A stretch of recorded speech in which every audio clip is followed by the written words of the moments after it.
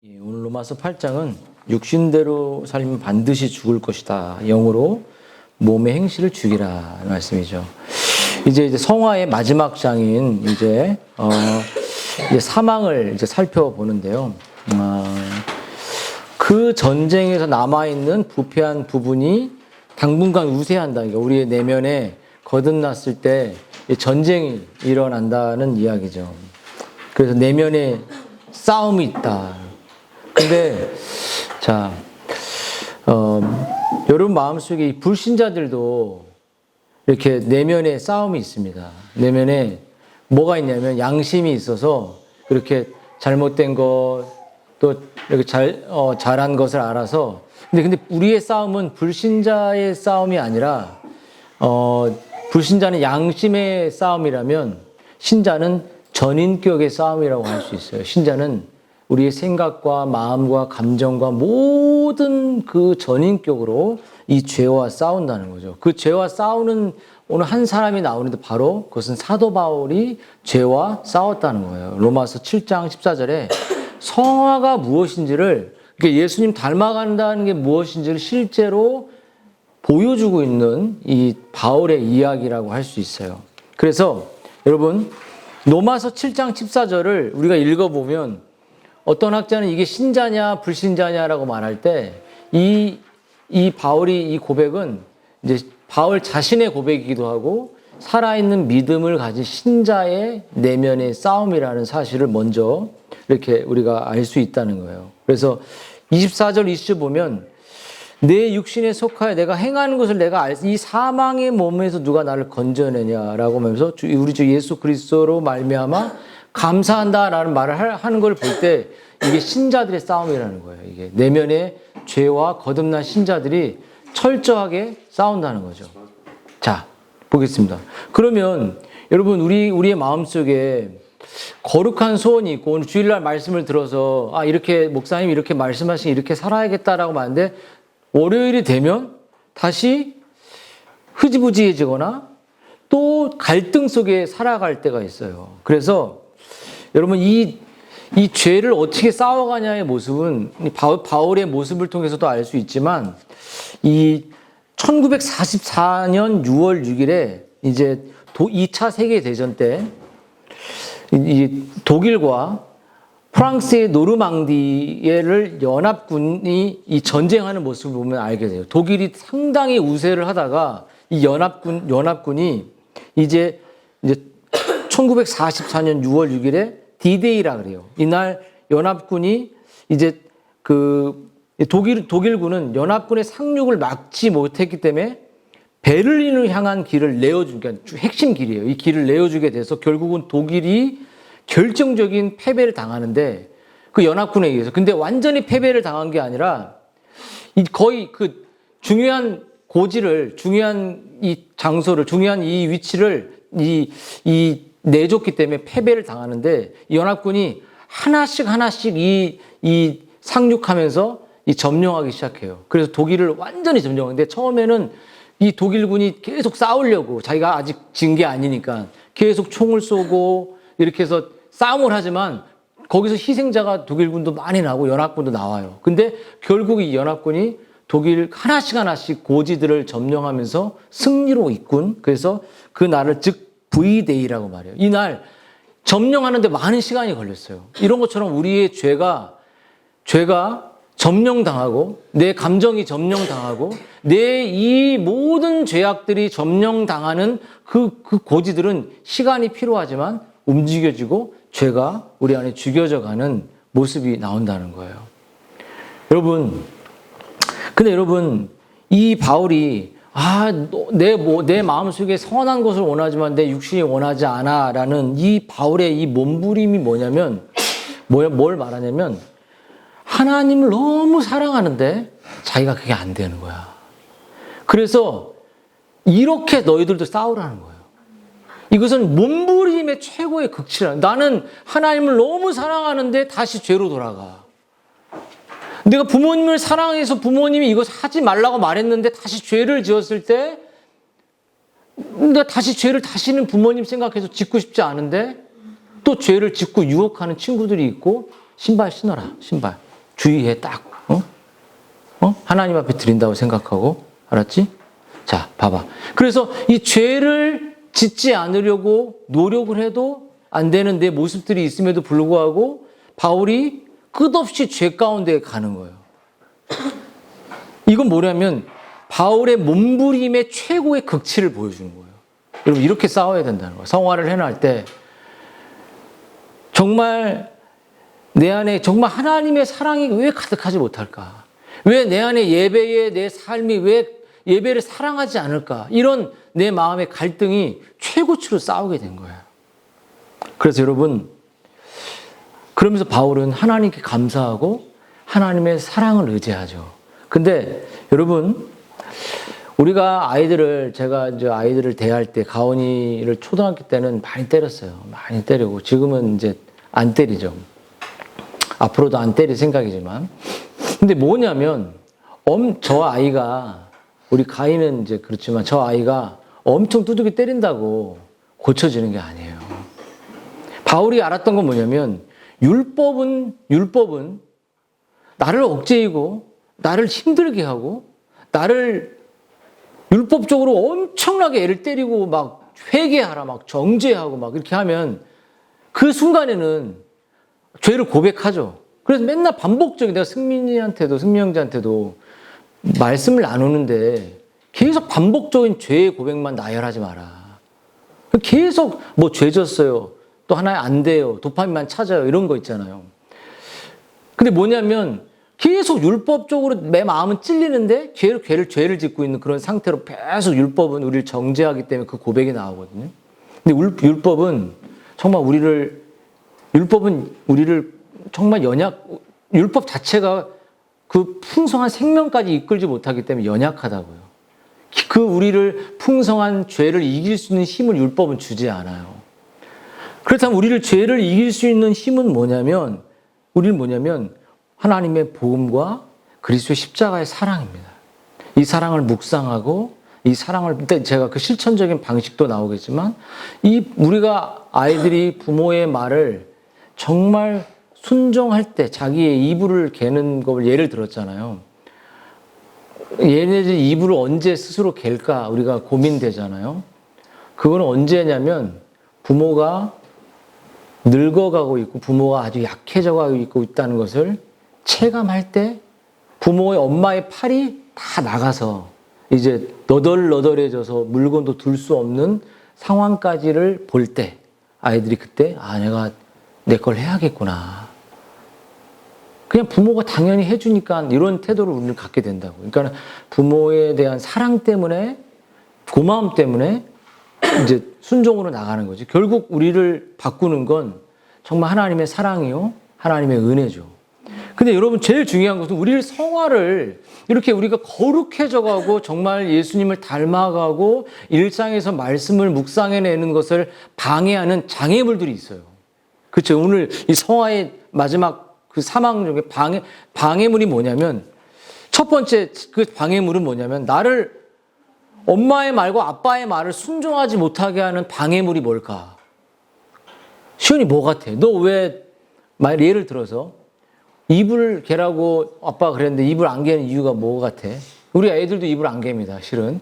근데 뭐 같아? 너한테 뭐 물어볼게. 시온아, 이불 안 개는 이유를 한번 말해봐. 왜 그래? 응? 이불 안 개는 게 좋지. 이게 정답이야. 우리의 본성은 이불을 개는 게 싫어요. 우리의 본성은 남 탓하지 마. 성미 나 봐. 너나 잘해. 우리 아내가 예전에 딴 목사님 설교 듣고 나한테 딱 보내오는 거랑 똑같아. 이 설교 듣고 뭐 하라고 나보고 이제 깨달으라는 거지. 근데 정말 이 장애물은 뭐냐면 자기 자신입니다. 너희들이 이불을 안 개는 건 네가 편하기 때문이야. 엄마가 힘들 거라는 생각 1도 안 들어. 1도. 내가 수없이 막 입에다가 막 거품을 물고 이거 사면 아빠가 한 일주일 내내 돈 벌고 희생해야 된다가 기딱지해도 안 들려. 엄마가 새벽같이 일해야 된다고 치 먹을 거나 달래지, 수준이. 그러니까 자기 중심적인 거야, 애들이. 내가 이불을 개면 엄마가 편하겠다는 생각이 1도 안 드는 거야. 내가 이걸 치우면 뭐 고양이 키우잖아. 똥 치워 나도 귀찮아. 사람 똥도 치우는데 수북해. 그럼 내가 많은 부분들을 다 감당할 때 이제 예를 들어서 누군가가 힘들겠구나 생각하면 안 한다는 거예요. 여러분, 인간은 이 거룩한 성화를 방해하는 요소는 자기 중심성을 좀 더 쉽게 얘기하면 내 본성. 아, 일어나는데 입을 개고 싶고 그냥 밥 줘 이거. 그냥 애들은 밥을 입에서 떠넘겨주기도 원할지도 모르지. 엄마는 키 크라고 막 더 주려고 하고. 응? 자기 감정, 자기 경험. 이걸 가지고 이게 나를 하나님의 말씀에 순종하는 걸 다 막아버려. 그거 다 버리셔야 돼요. 여러분들이 그 자기의 본성에서 끄집어낼 수 있는 건 복음을 갖고 있는 사람밖에 못해요. 왜 가족들이 여러분에게 이렇게 권면 못했을까요? 그것은 가족들이 복음의 능력을 알지 못하기 때문이에요. 복음의 능력을 알고 있는 사람은 절대 말씀을 놓지 말라고 말합니다. 그 마음을 두드려요, 계속. 마음문을 안 두드리는 사람이 복음의 능력을 잃어버리는 거죠. 승민이가 말씀에 막 노출이 안 되고 막 그럴 때 희연이가 괴롭히니 안 괴롭히니? 희연이가 잔소리 해 안 해? 해지. 그 감사하게 생각해. 잔소리 안 하는 부부도 있어, 서로. 그럼 죽고 있는 거야, 양쪽 부부가. 법적인 부부일 뿐이야. 그래서 우리는 이 감정이나 인간의 본성이 하나님이 원하는 걸 싫어하기 때문에 인간의 본성은 그거를 두드려서 이대로 하라고 말하면 얼굴이 들어. 왜 망가져? 그리고 왜 네가 뭔데 날 바꾸려고 하냐고. 우리는 누굴 만날 때 나를 바꾸지 않고 나를 변화시키지 않는 사람을 찾아요. 내가 성경대로 딱 얘기하면 맞는데 내가 받아들이고 싶지 않은 거야. 내 본성이야. 그런 사람을 찾아. 그런 사람을 찾는 건 다 불신자들이에요. 다 불행해지는 거야. 여러분, 교회 왜 옵니까? 이 본성을 거부하고 본성을 두들겨 패고 본성의 망치를 두드릴수록 말씀을 듣는 거예요. 시온아, 네가 이불을 개야 하는 이유를 지금 듣는 거야. 가온이 너도. 우리 아이들도. 이불뿐만 아니라 엄마 아빠가 늙어가고 지쳐가고 있는 걸 바라보고 몸이 움직이라는 걸 말해도 본성이 안 움직여. 내가 타고 싶은 자전거나 타고 싶고, 내가 타고 싶은 TV나 보고, 내가 파고 싶은 게임이나 하고, 내가 파고 싶은 것만 하고 싶어. 정은율, 엄마가 고생하는 거 알아 몰라? 말만 하지 마. 설거지해 너. 설거지 사진 찍어서 보내. 의자 놓고 설거지. 알았어? 네가 밥 먹은 거 치우고. 자, 봐봐요. 그래서 존 라일은 이렇게 우리에게 이 진보를 이루려면 하나님이 죄를 미워하시면 우리도 죄를 미워해야 되는 그 본성이 어디에 있냐면 라일이 이렇게 말해요. 거룩함에 대한 잘못된 견해가 생겨난 근원을 추적하다 보면, 그러니까 거룩해져 가지 않는 거야. 그게 뭐냐면 인간의 타락과 부패에 대한 잘못된 견해에 도달하게 된다고 말했습니다. 하나님을 사랑하는 자는 악을 미워해요. 하나님을 사랑하는 자는 부모에게 순종해요. 근데 부모의 말에 순종하지 않는 건 봐야 하나님을 사랑하지 않는 거야. 그 하나님을 사랑하지 않는 건 세상 사람들이고 불신자의 모습이지. 사람이 자신의 영혼의 질병을 지닌 위험성을 깨닫지 못하면 거짓되거나 불완전한 치료책을, 그러니까 내가 의원이 필요한 것은 내가 환자에게 필요하다 그랬잖아. 근데 내가 환자가 아니야. 그럼 예수님 필요 없는 거예요. 내가 질그릇이고 내가 믿음이 하나도 드러난 것도 없고 내 삶이 매일 감옥 속에 갇혀있는 그러한 칠흑 속에 있는 그냥 이 플라톤의 이데아처럼 아니면 아리스토텔레스처럼 논리학의 행위처럼 선의지 이런 것처럼 딱 두 가지예요. 내가 노력해서 논리학이 쭉 흘러가거든요. 아리스토텔레스의 논리적인 선의지가 계속적으로 털려서 펠라기우스가 나오고 이 철학적 사고가 나오는 거예요. 여러분, 그래서 우선 여러분의 마음속에 자기의 중심성, 나밖에 모르는 이 나밖에 모르기 때문에 누군가 험담하겠지. 우리 가온이가 가끔 친구들이 뭐 그런 얘기를 할 때 그것은 잘못된 해석을 가지고 자기가 하고 싶은 대로 말하는 거야. 힘들어하지 마. 그래서 여러분, 하나님의 말씀을 삶의 우선순위로 두고 일상을 시작해야 한다고 제가 여러분들에게 늘 말했죠. 왜냐면 여러분 봐봐요. 우리가 말씀으로 아침을 시작하지 않으면, 시작을 거기서 딱 열지 않으면 우리의 말씀이 우리의 영혼을 지배해. 육체의 삶은 우리의 본성대로 빨리 필요한 걸 해버려요. 방향을 잃어버려요. 질서를 잃어버립니다. 그렇죠? 영이 육을 지배할 수 있어요. 근데 육이 영을 지배하게 되면 육적으로 빨리 하고, 말씀은 최대한 피곤할 때 말씀을 읽고 조는 거야.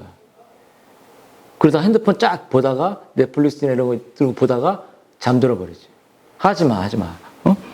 여러분, 그래서 여러분 이렇게 될 때 어떻게 되면 먼저 자신이 망가져요. 자신이 망가진다는 건 자신이 숨어버려. 안 나와. 적어도 안 나와. 그래서 저는 여러분 숨으면 계속 두드릴 거예요. 그게 목회자가 할 일이에요. 두드려도 두려워하지 마십시오. 제가 엄청 세게 안 두드리니까 살짝, 또 어떤 사람 좀 세게, 응? 세리는 아주 강하게, 응? 도망 안 갈 사람들한테 도망가 수준까지 기도 힘든 사람 안 시키고 제가 다 조절해요. 응? 승리가 되니까 아이템 지워 이렇게 제가 얘기하죠. 받아줄 수 있으니까. 근데 여러분, 근데 자신이 망가지면 가정이 망가지고 교회가 망가지고 내 사회 관계가 망가집니다. 이게 거룩을 잃어버린 사람의 모습이에요. 그러니까 자기하고 익숙한 사람만 만나게 되는 거예요. 왜냐하면 자기를 바꾸지도 않고 자기가 더 이상 설명할 필요도 없는 그런 관계 속에서 계속 똑같은 다람쥐 쳇바퀴 돌고 살아가는 거죠.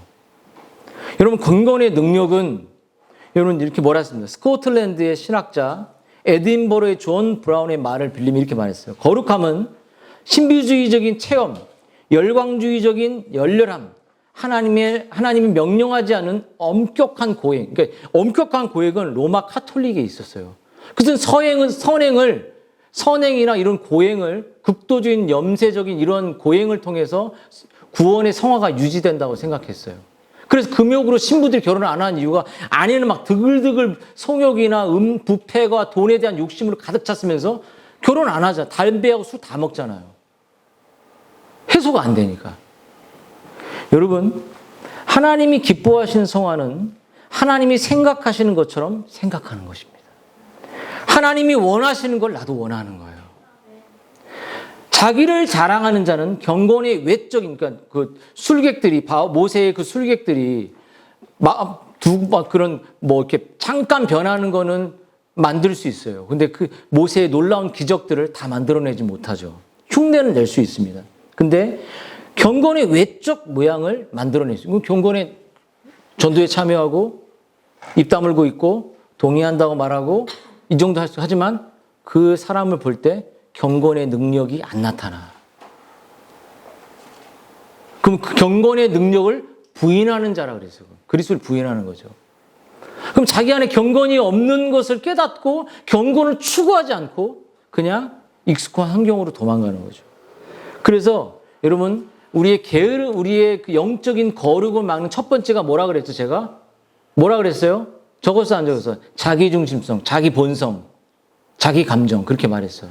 두 번째는 우리가 영적으로 거룩해지는 것을 막는 장애물, 두 번째는 영적 무기력입니다. 영적 무기력. 여러분, 믿음의 삶 중에서 성화에서 가장 중요한 게 뭐냐면, 여러분, 말씀을 이해하려고 노력하는 거예요. 여러분, 제가 라일 목사님의 이야기를 좀 해보려고 합니다. 존 라일 목사님은 그런 생각을 교정할 수 있는 방법을 우리에게 제시하는데, 많은 사람들이 회심한 사람의 거룩함은 오직 믿음으로 말미암고 개인의 노력으로 되지 않는다고 그토록 담대하고 노골적으로 막무가내로 외치는 게 가장 지혜로운 걸까요? 이렇게 물어봐요. 그런 주장이 과연 하나님의 말씀을 따르는 것인가?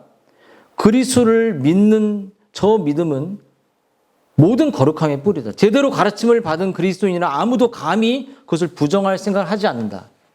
그러나 분명 성경은 참된 그리스도인들에게 거룩함을 추구하려면 믿음은 물론이고 개인의 노력을 해야 한다. 노력했습니까? 여러분이 거듭나기 위해 노력했냐고요? 하나님이 다 하이퍼 칼빈처럼 다 할 거라고 가만히 노력했냐고요. 말씀 묵상했냐고요.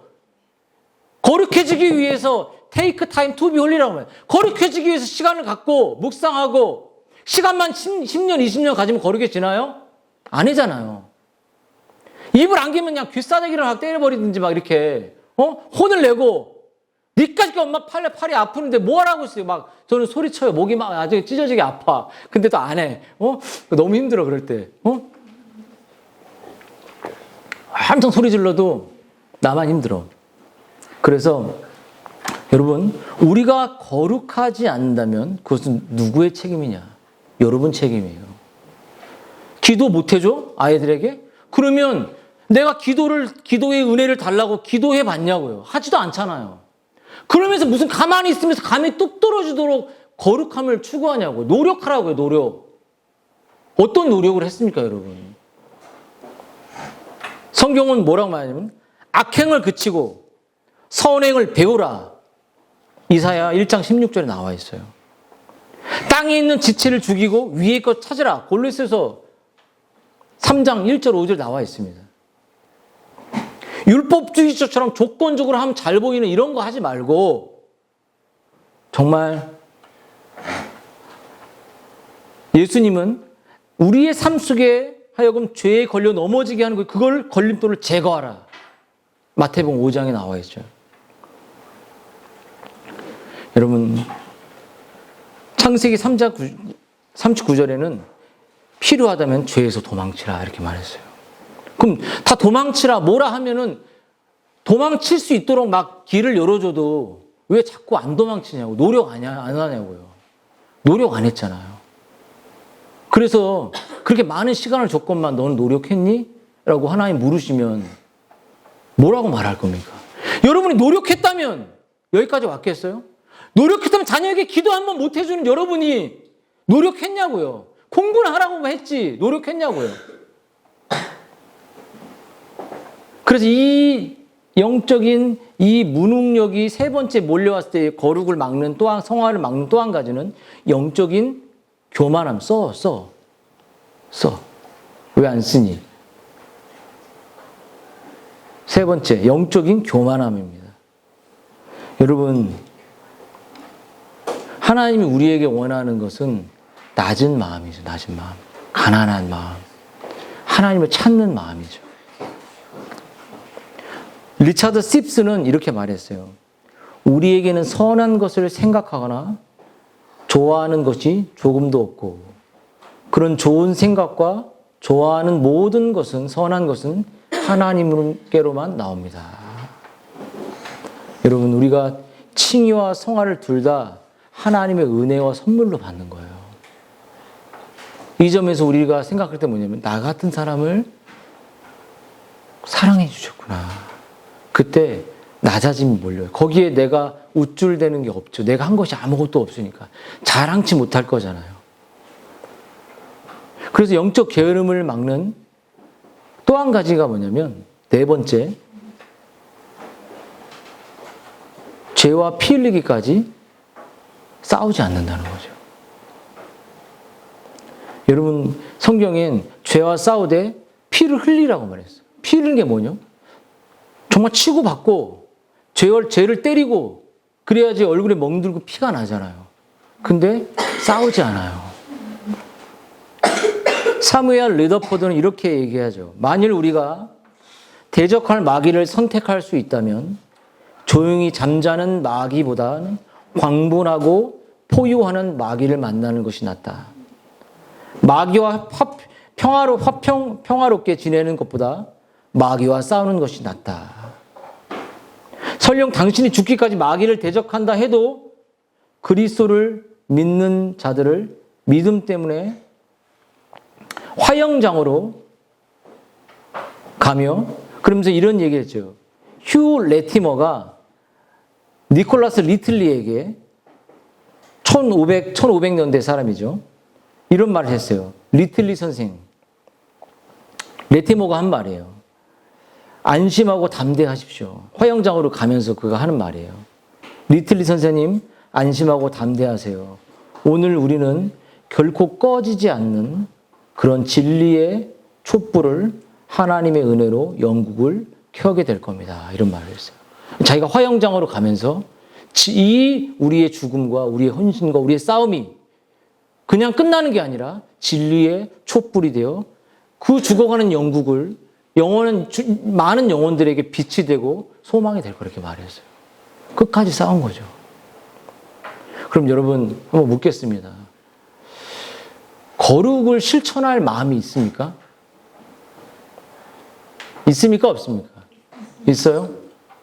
그러면 정말 마지막이라고 생각하고, 왜냐면 여러분이 교회에 온 건 자기를 변화되고 거룩한 생명을 흘려보내고 자녀에게, 그러기 위해서 우리가 이 교회에 모였어요. 하나님 영화롭게 하기 위해서. 그러면 이 거룩한 지침을 여러분이 실천할 수 있도록 몇 가지를 드리려고 합니다. 여러분, 이 거룩함을 실천하기 위해서는 여러분, 하나님의 말씀을 그리스도의 경건에 이르도록 자신을 연단하라라고 디모데전서 4장은 명령하는데요. 격렬한 훈련의 운동 경기를 말해요.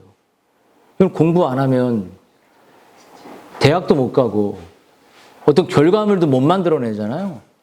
그러면서 대학 좋은 데 간 사람들을 비판하고 돈 가진 사람들 비판하고 이런 게, 그럼 제가 볼 때는 어떤 가난에 추해서 머리 그러고 있는 사람들은 노력도 안 한 사람이에요. 노력을 해보고 결과를 얻어내고 한 사람은 그것이 얼마나 자율시장 경제, 우리의 이 노력한 만큼 얻게 되는 이 논리가 얼마나 귀한지를 깨닫게 돼요.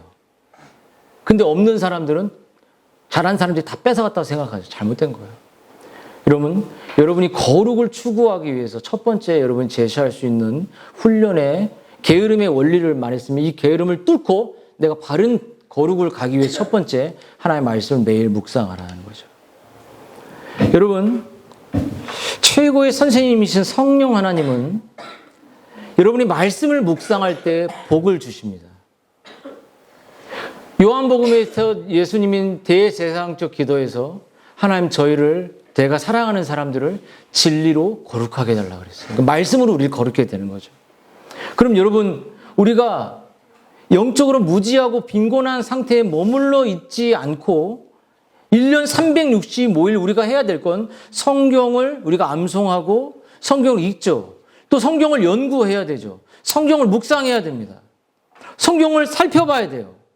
그리고 성경을 시간이 드는 대로 읽는 훈련을 해야 돼요. 그래서 제리 브리스라는 사람이 개혁신학자가 이렇게 말했는데요. 성경을 어떻게 연구해야 되냐라는 원리를 말하는데, 첫 번째는 하나님의 말씀을 믿고 잘 받으라. 잘 봐봐요. 눈 떠. 하나님의 말씀을 믿어야 돼요. 여러분, 정말 믿어야 돼요. 먼저 여러분 중요한 게 뭐냐면 이 진리를 믿냐가 중요합니다. 안 믿잖아요. 동의하는 걸 말하는 게 아닙니다. 내 목숨을 걸고 진리를 믿냐는 거예요. 화영장으로 끌려가면서 내 죽음이, 우리 몸부림이 촛불이 되고 빛이 될 거라, 어둠을 밝히게 될 거라는 그 말처럼 여러분 말씀을 믿으세요. 그리고 말씀을 두 번째 순종하세요. 순종 두 번째. 세 번째는 하나님 말씀에 마음을 기울여서 들으십시오. 대충 듣지 마시고. 그리고 네 번째, 듣고 배운 말씀을 가지고 기도하십시오. 그리고 마지막으로 다섯 번째, 온 힘을 다해 끝까지 오늘 나에게 주시는 말씀에서 어떤 보화가 있고 어떻게 나에게 적용되어야 되는지를 찾고 두드려요. 여러분, 그러므로 여러분, 말씀이 얼마나 중요한지 여러분 깊이 묵상해야 됩니다. 그럼 두 번째, 아까 말했던 것처럼 이런 말씀의 연구와 말씀을 묵상하는 것과 더 나아가서 더 많은 하나님의 이 말씀을 실천할 수 있도록 하나님께 기도해야 됩니다. 시편 기자처럼 하나님의 이름을 부르며 정말 하나님 나를 도와달라고. 웨스트민스터 소위문답 우리가 공부했죠. 그 소위문답의 주기도문처럼 하늘에 계신 하나님의 하늘이 있고 우리 아버지, 이걸 이렇게 기도하는 거죠. 그렇게. 또한 세 번째 실천적인 메시지는 교회의 모든 방침이 성경에서 벗어나지 않았다면 온전히 참여하고 실천하라. 여러분 우리 교회의 생활이, 교회가 가지고 있는 이 원리가 비성경적이라면 여러분이 따를 필요가 없어요. 근데 성경이라면 순종하셔야 됩니다. 그 중에 뭘까요? 매일 보내는 말씀이죠. 말씀. 여러분, 우리가 이 교회가 이 정도 우리가 온 것은 하나님의 전적인 말씀과 은혜뿐입니다. 그렇지 않겠습니까? 우리가 왜 모였어요? 말씀을 멀리 하려고 왜 모였냐고요? 말씀을 가까이 하지 않으려고 왜 모였냐고요? 그 시간에 다른 걸 투자하십시오. 그러려면 교회 헌금 내는 것도 아깝지 않고 우리가 헌신하는 것도 아깝지 않다면 정신을 바싹 차려서 이 교회의 모든 성경의 원리에 순종해야 돼요. 그리고 여러분, 토마스 왓슨이 이렇게 말했어요. 경건한 지체와 어울리다 보면 경건을 닮아간다는 거예요. 여러분, 지체들과 영적인 말씀 나눔을 하셔야 됩니다. 여러분, 친한 사람을 만날 때로 경건이 안 나오잖아요. 하나님 말씀 갖고 있지 않지 않습니까? 여러분, 정말 믿는 자들과 동떨어져 홀로 살아가는 그리스도인의 삶은 결함이 있게 될 것이고, 통상적으로 그런 신자는 영적으로 미성숙한 상태로 머물게 될 것이라고 왓슨도 말했고, 잠언 18장 1절에 그렇게 말했습니다. 여러분이 하나님 백성과 함께하는 건 단지 받기 위한 것이 아니라 그들에게 주고 그들에게 섬기는 그러한 시간이 되는 거예요. 그래서 아침에 주는 말씀을 매일 놓지 마십시오. 놓으면 게을러져요. 놓으면 애들에게 줄 것이 없어요. 놓으면 아무것도 해줄 것이 없어요. 반성만 할 뿐이에요. 다시 한번 여러분들에게 다짐을 받겠습니다.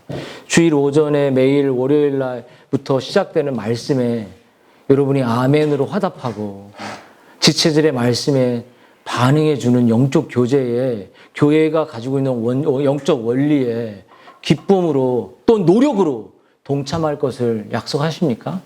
아멘 하십시오. 그게 거룩해져 가는 길이라면 해보는 거예요. 그렇죠?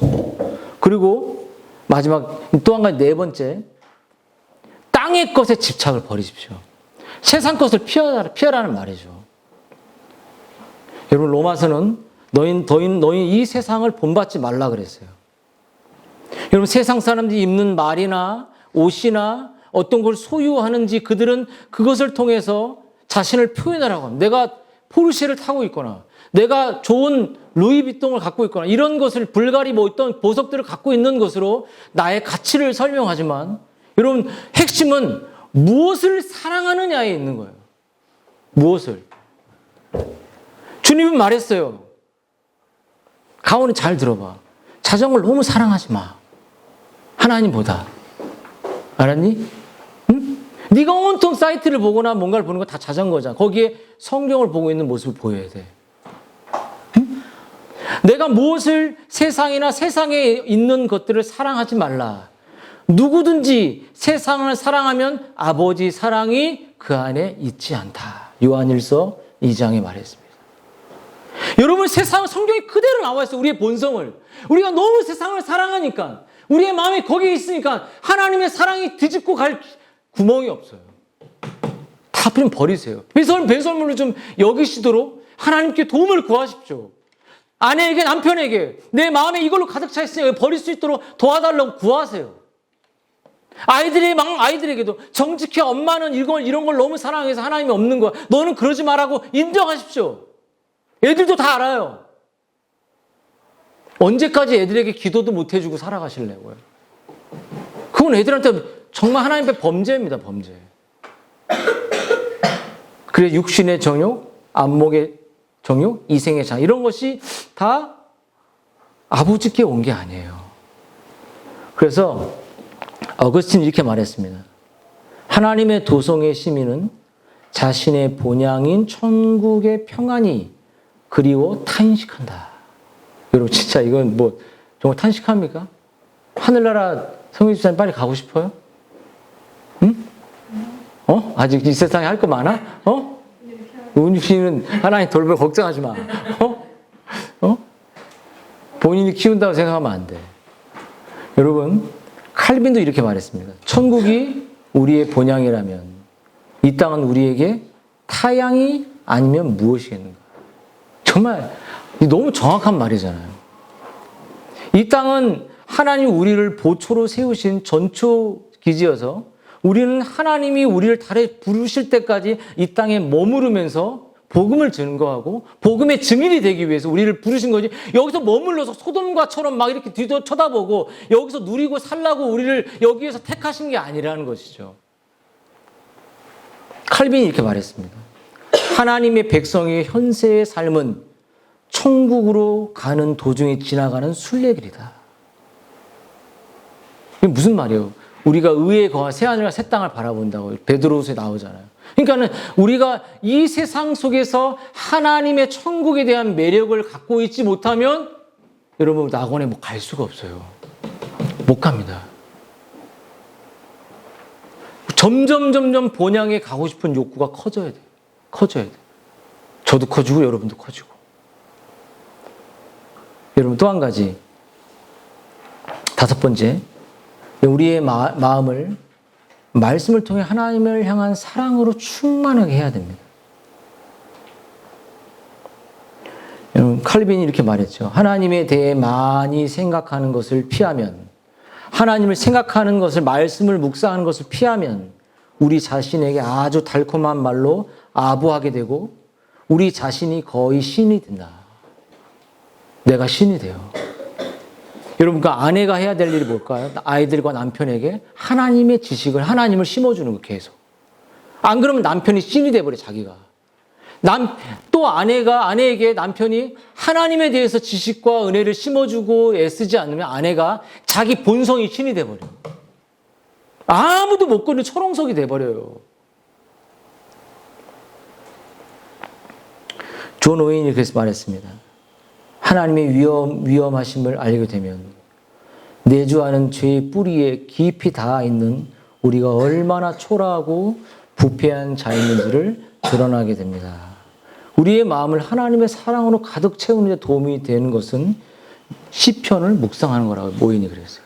시편을 암송하고 시편을 묵상하는 거예요. 시편은 그 하나님의 사랑과 인간의 모든 본성들이 다 나와 있죠. 그러면 여러분 또 한 가지, 6번째. 우리가 거룩하고 성화되려면 우리의 위선적인 마음을 성령께 늘 아뢰는 겁니다. 회개하라는 거죠. 여러분, 죄는 더 이상 여러분에게 종이 호랑이 뱉게 되지 않는데 그 죄가 여러분을 삼키려고 할 때 여러분 하나님께, 성령 하나님께, 하나님 죄가 제 안에 들어왔습니다. 하나님 죄를 이길 수 있게 해주세요. 죄를 이길 수 있게 해주세요. 부모님 말씀에 순종할 수 있게 해주세요. 하나님 말씀에 순종할 수 있게 해주세요. 이렇게 계속 하나님께 내 죄를 회개하는 거예요. 성령께, 인격이신 성령께 우리의 마음을 아뢰는 거죠. 마지막. 그리스도의 십자가를 매일 매순간 바라보고 붙잡을 때 예수님이 우리를 도와주신다는 거죠. 매일 십자가 앞으로 올라가는 거예요. 존 오웬은 죄를 죽이기 위한 그 밖의 모든 훈련은 다음과 같은 것을 위한 준비 과정에 지나지 않는다고 말했는데요. 여러분이 당신의 죄를 죽이려면 그리스도를 믿는 믿음을 발휘하라. 그리스도의 피는 죄로 병든 영혼을 치료하는 데 최고의 약입니다. 그리스도의 피를 믿는 믿음 안에 살아가야 합니다. 당신은 승리하는 자가 되어 죽을 것입니다. 여러분, 정말 우리가 예수님을 바라보고 예수님이 나를 위해서 자신을 내어준 십자가에 그 용서를 매일 바라보고 붙잡고 나아갈 때 주님이 우리 아픔을 공감해 주는 거예요. 우리의 슬픔을 이해해 주시는 거죠. 우리가 죄에 또 넘어졌다는 사실을 불쌍히 여기시고 힘을 주시고 위로해 주시고 죄를 씻어 주시고 정말 그 야곱의 모든 가족들이 베델로 올라갔던 것처럼 여러분의 베델로 매일 올라가시면 좋겠습니다. 그게 기도가 됐든 찬양이 됐든 아침 묵상이 됐든 그 베델은 십자가죠. 그곳에서 여러분의 연약함을 놓고 주님 저를 만나주세요. 저를 붙들어 주세요. 저를 이끌어 주세요. 정말 아이들에게 경건을 나눠줄 수 있도록 해주세요. 저도 입에서 이제 찬송할 수 있게 해주세요. 저도 입에서 기도할 수 있게 해주세요. 저도 입에서 정말 지체를 향하여 정말로 그들의 아픔을 공감해 줄 수 있는 표현을 할 수 있게 해주세요. 이렇게 성령께 구하는 거예요. 이게 쉽지 않다는 거 압니다. 글을 쓰고 문장을 쓰는 게 어렵다는 거 알아요. 근데 중요한 게 뭐냐면 그것을 위해서 우리를 불러주셨다는 거예요. 우리를 도와주시고 우리를 축복해 주기 위해서. 한번 기도하도록 하겠습니다.